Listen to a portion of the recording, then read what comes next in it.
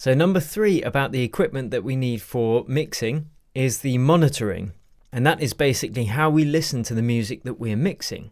There are 2 main options here. We've got headphones and or studio monitors.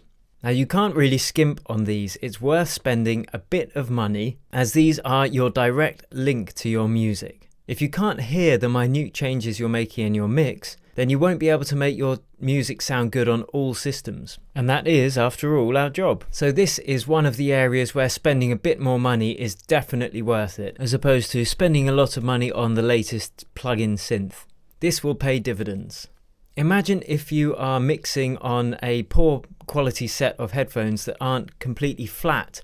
And what I mean by a flat frequency response is that they don't accentuate or diminish any of the particular frequencies. They don't boost or cut them. So we want to have as accurate and as pure and clear a representation of what we're creating as possible without the monitors or headphones coloring the music. It would be like a painter painting in a dark room or in poor light. How could he or she get the colors right? They simply couldn't. They needed good, pure quality light, and this is the equivalent for music producers. So you can mix with either, and there are pros and cons to both. First, we'll look at monitors.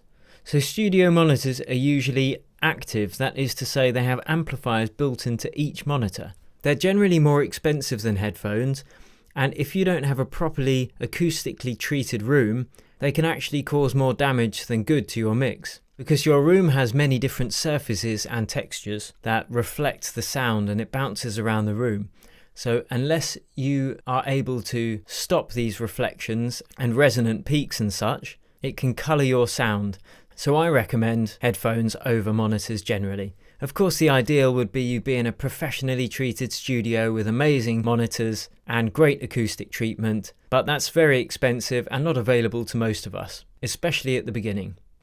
Now, the 2 options with headphones are closed back or open back. Closed back is, like it sounds, they're closed, so it blocks out the sounds from around you and you can just hear what you're producing. Now, open back headphones are, as you'd expect, open backed, so you can actually hear the room around you.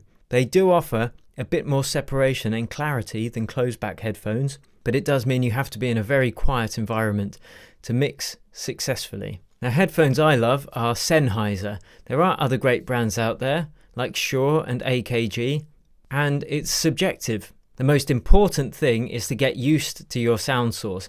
So if you get a new pair of headphones, the chances are you're not going to be able to mix that well on them for a couple of weeks until you're used to how they sound and you've listened to a lot of your favourite music on it and you start to understand how they sound. So don't just buy new ones because your favourite producer uses them. I've made this mistake and it doesn't make you a better mixer. What does make you a better mixer is getting used to your sound source. If you're buying studio headphones, I recommend spending anywhere upwards from $200. Don't be tempted to skimp and buy a pair for $50 because you just won't be doing your mixing any favours.